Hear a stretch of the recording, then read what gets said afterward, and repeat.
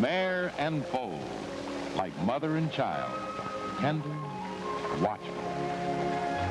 She paws the creek as a precaution, the newborn colt wondering what's ahead. If you ask these young'uns what the future holds, one of them might answer, I was born to be a jumping horse. I'm the frisky type. Yes, little colt, and you're a very valuable animal. Sharp-eyed trainers search for prospects. If you're lucky enough to make the grade, why, you can tell quite a story. You begin with your most natural talent, running.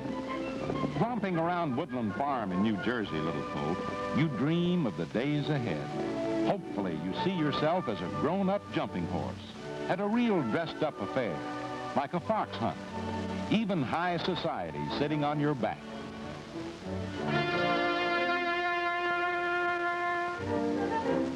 Another ambition, to race in a hunt meet, often held on someone's private estate, both professional and amateur jockeys in the saddle, a very popular sport for the public. Fast over fences, win fame and fortune. Talent, you go to college, one of the best in Southern Pines, North Carolina, with a famous trainer, Mickey Walsh. If your luck is still running, you get his two lovely daughters to help with lessons, Joan and Maureen. You ask yourself, this is school? You answer, where do they hide it? Must be the grand opening. First day of school. Nothing like it. Imagine pretty Joan, a licensed assistant trainer. The pupil acts curious as if to say, now what is she doing with me? Oh, meet the hurdle bar. Smells okay. Say, this'll be fun. Just give me some running room.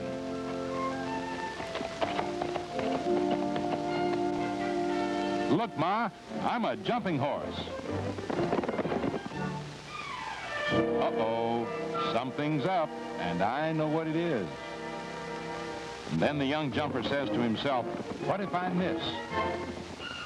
And here you are weeks later, trying to pass your final exams.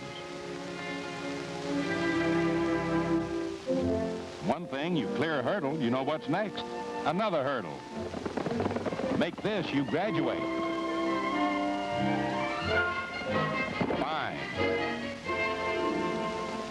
But before leaving for a big fox hunt, Mickey has a responsibility toward the neighborhood kids.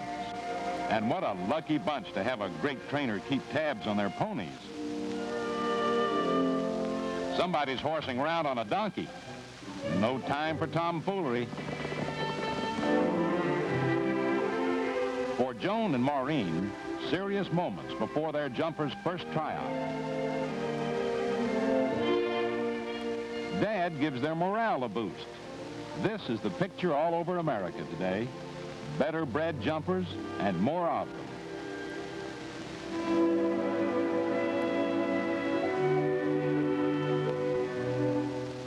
Just like in school and throughout their careers, steeplechasers get a close-up of the brush jump. A horse doesn't like to run across an obstacle he's never seen before, any more than anybody would.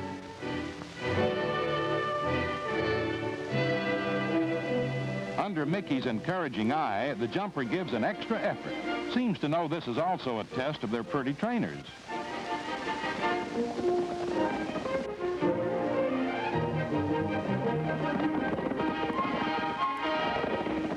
His highly perfected skill becomes dramatic in slow motion.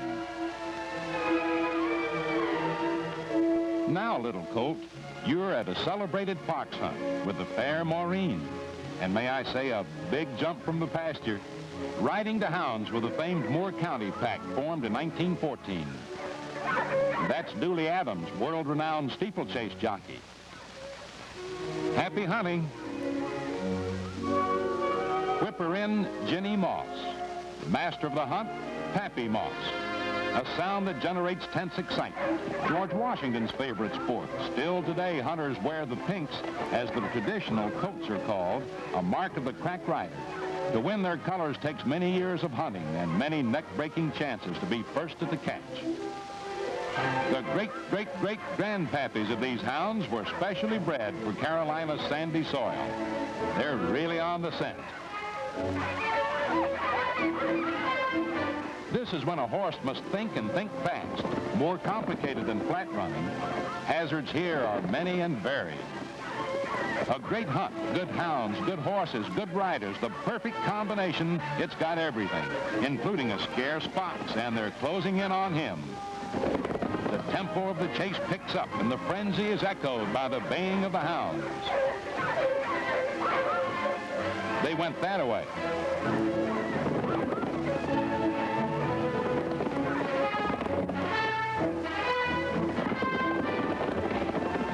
There's old Tailgate bringing up the rear. They're a cross between the English Harrier, who has a super keen nose, and the American Foxhound with what's known as a big voice.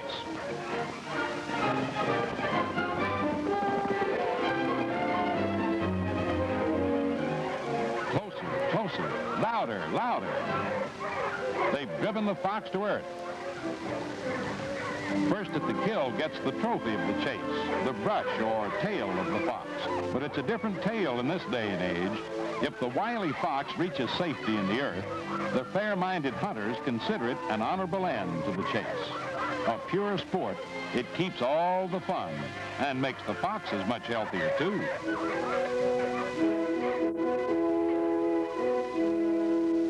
Now, jumper, your dream goes on. On to the hunt meet. Steeplechasing today is the fastest growing sport at the tracks, maybe because favorites win so often. Of course, it dates back to days when knights would race to a distant church steeple, when the fastest way was over hedge fences. These chasers have been schooled well.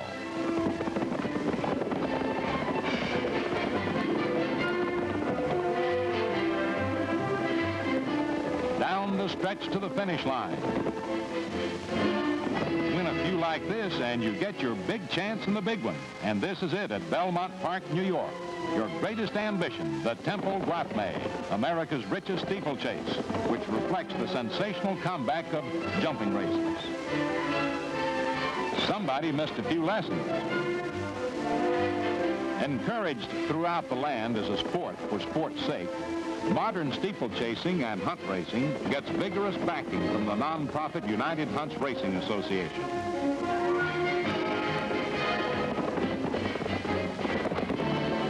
There's the winner, ridden by the ace jockey Dooley Adams, whose mount can say, "I am the greatest jumping horse in the world." Ah, but wait a minute.